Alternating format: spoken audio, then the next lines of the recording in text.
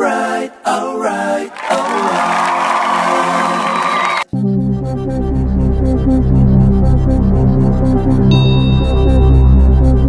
Alright, so tapos na natin yung 4 methods.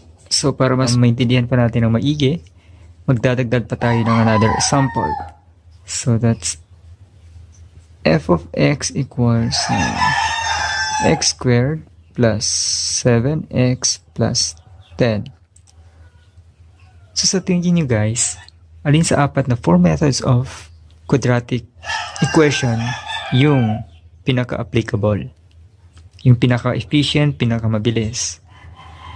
So, tatanggalin na natin yung extracting the square kasi yung extracting the square applicable lamang if the linear term is missing. So, since kumpleto yung term natin, meron tayong quadratic term, linear term, and constant term. So, yung tatlo na lang yung gagamitin natin. Is it factoring, completing the square, or a quadratic formula? So, first solution natin kanina, gamit yung completing the square, napansin naman natin na medyo mahaba-haba dahil kailangan pa nating hanapan ng kalahati yung linear term and then i-square. I-add pa natin yung constant. So, medyo mahaba siya. So, ngayon, ang gagamitin natin dito, either factoring or quadratic formula. Maglalagay tayo ngayon ng time limit. Gagamitan natin ng stopwatch kung alin yung mas mabilis na paraan para masolve ang quadratic equation na to. Is it factoring or quadratic formula? Using factoring, so solution. So, the timer start na natin. Timer starts now. Okay, so x squared plus 7x plus 10 equals 0 equals 0. Open and close parenthesis. X, since dalawang positive, so plus. So that would be 5, 2.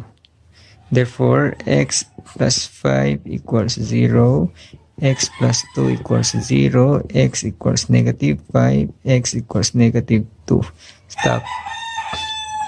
So, nasolve natin ng 28 seconds. Okay. So, check natin later.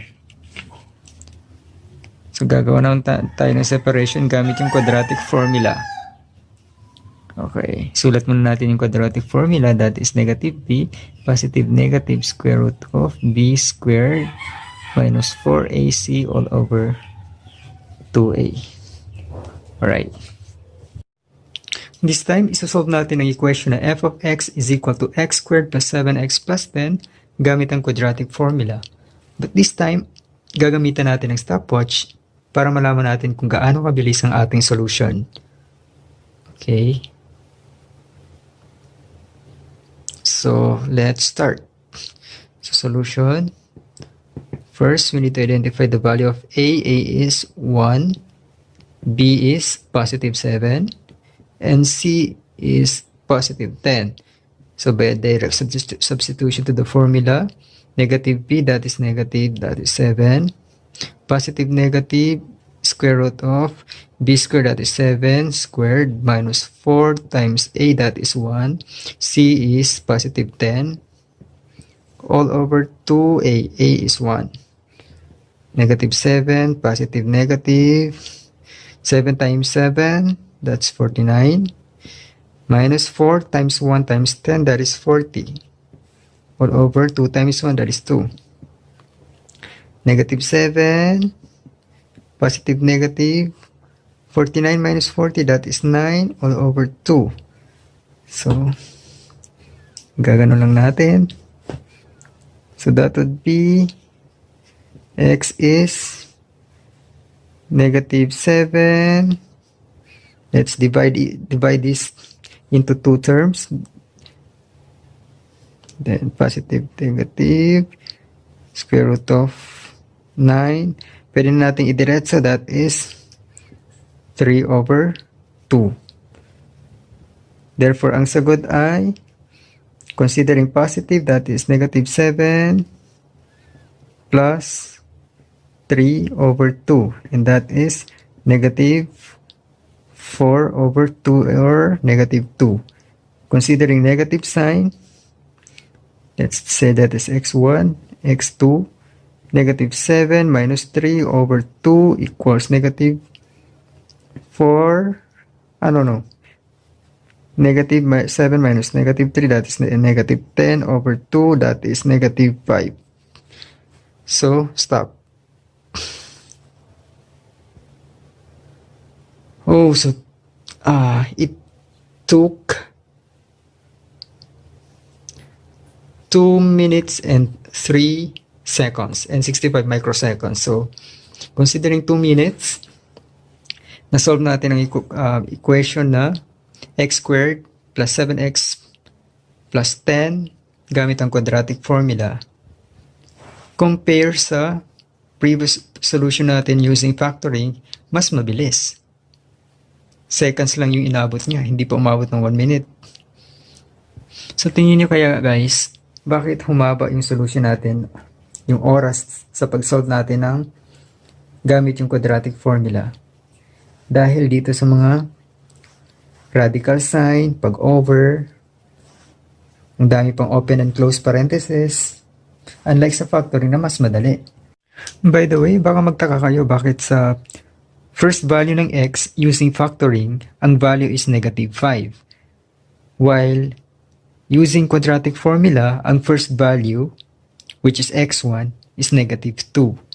Again, gaya ng sabi ko dun sa early videos, it doesn't matter kung lagyan man natin ito ng subscript na 1 or 2 or 2 or 1, hindi pa rin magbabago yung value ng x. Still, ganyan pa rin. So, kahit na pangalanan natin itong x is equal to 2, tapos itong negative 2, that is 1, okay lang. Or, dito naman, kahit pangalanan natin itong x2 or x1, okay lang. Walang problema. Huwag lang yung mga important numbers yung mapapalitan. Tulad na lamang nito, negative 7 plus 3 all over 2. Kung yan ay ginawa mong negative 5, automatic mali na yung sagot. Dahil ibang usapan na, yung negative 2 na sagot, gagawin mong other number. Okay? So, ulitin ko, lahat ng masasolve natin na first value ng x ay papangalanan natin x1. While yung second value ng x, yun naman si x2. Okay? Sa quadratic formula naman, considering positive, since ito yung first value ng x na nasolve natin, so we will name it as x1. And considering negative, since this is the second value of x, this would be x2. What do you think is the other reason kung bakit mas mabilis isolve yung factoring?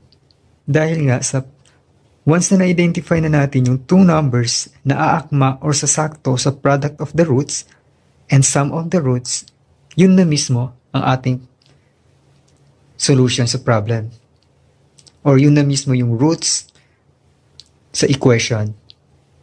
Tulad nito, x squared plus 7x plus 10. Alam naman natin na yung two numbers na pag minultiply natin, ang sagot ay 10, that would be 5 and 2. At the same time, pag inad natin yung dalawa, 5 and 2, ang sagot is positive 7. So, kahit dyan pa lang tayo, alam na natin na ang sagot ay negative 5 and negative 2. Bakit negative 5 and negative 2? Dahil pag tinranspose natin, magiging negative. Alright, time's up. I hope you learn new ideas on this subject matter. Please subscribe to my YouTube channel so we can share more educational videos. Always remember, the more learnings we'll get, the more knowledge we'll have. Thanks.